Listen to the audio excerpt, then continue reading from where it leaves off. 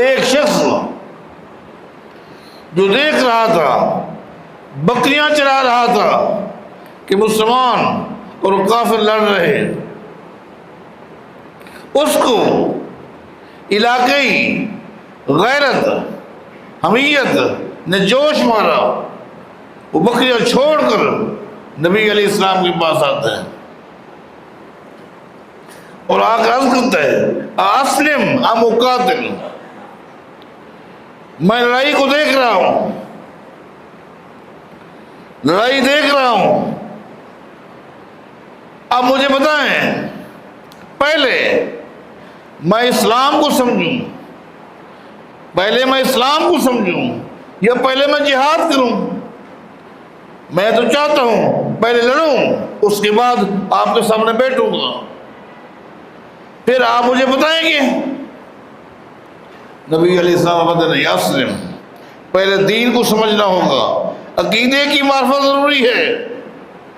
لڑ رہے ہیں لڑنے دے، لیکن تیری لڑائی کا کوئی فائدہ نہیں ہے، تیرے جہاد کا کوئی فائدہ نہیں ہے،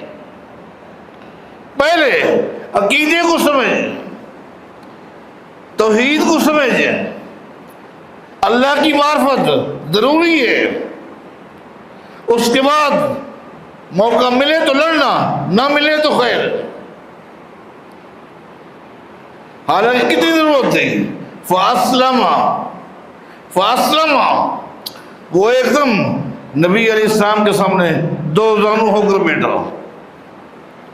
آپ نے اس حالت میں بھی اس شخص کو عقیدے کی تعلیم دی، عقیدے کا علم دیا، خالق مالک کون ہے، رازق کون ہے، عالم الغیب کون ہے، پوری کائنات پر جس کا کنٹرول ہے، جس پر کسی کا کنٹرول نہیں ہے، وہ کون ہے، اور وہ ذات کہاں ہے، وہ ذات کہاں ہے، ذات کے لحاظ سے کہاں ہے، صفات کے لحاظ سے اس کی تعریف کیا ہے، یہ اسلام، یہ ایمان۔ اب فرمایا جا فقاتل فقتل، ایک دم نبی علیہ السلام کے ہاتھ سے تلوار لے کر وہ کود پڑا، فقاتل فقتل، حدیث میں آتا ہے لڑتے لڑتے وہی شہید ہو گیا، ایک نماز پڑھنے کا بھی موقع نہیں ملا، ایک نماز کا بھی موقع نہیں ملا،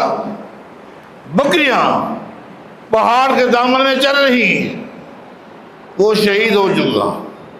نبی علیہ السلام کو بتایا گیا کہ تھوڑی دیر پہلے جسے آپ اسلام کی تعلیم دے رہے تھے وہ اللہ کے راستے میں شہید ہو گیا۔ نبی علیہ السلام فرماتے ہیں عامل قلیلا واجر کثیرا، اس شخص نے عمل بڑا مختصر کیا ہے لیکن اجر بہت زیادہ لے گیا۔